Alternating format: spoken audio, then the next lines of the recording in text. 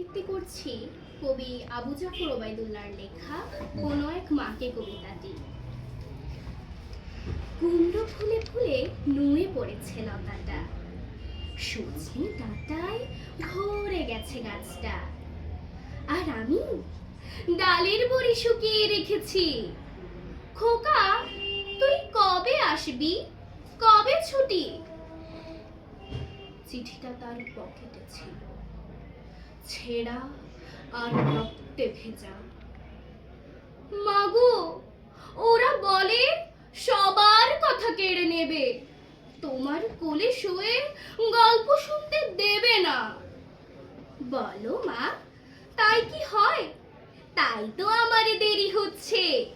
তোমার জন্য কথার ঝুড়ি নিয়ে তবেই না বাড়ি ফিরবো। লক্ষ্মী মা, রাগ করো না, মাত্র তো আর কটা দিন। পাগল ছেলে, মা পড়ে আর হাসে। তোর উপরে রাগ করতে পারি?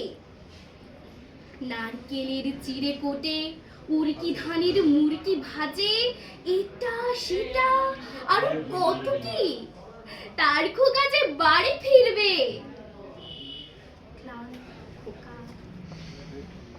কুমড়ো ফুল শুকিয়ে গেছে, ঝরে পড়েছে ডাঁটা, পুঁইলতাটা নেতানো।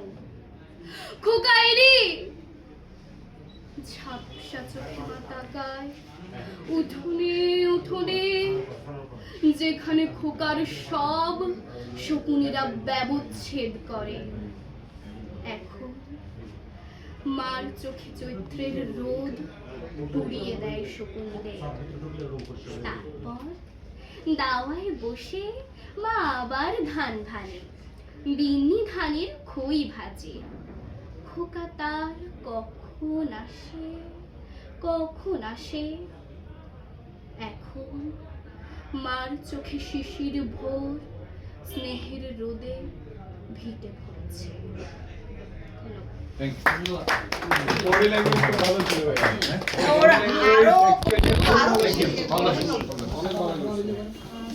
তোমাকে আমরা স্পেশাল যারাই আসছে বিভিন্ন সেক্টরে আমরা একটা লিস্ট করে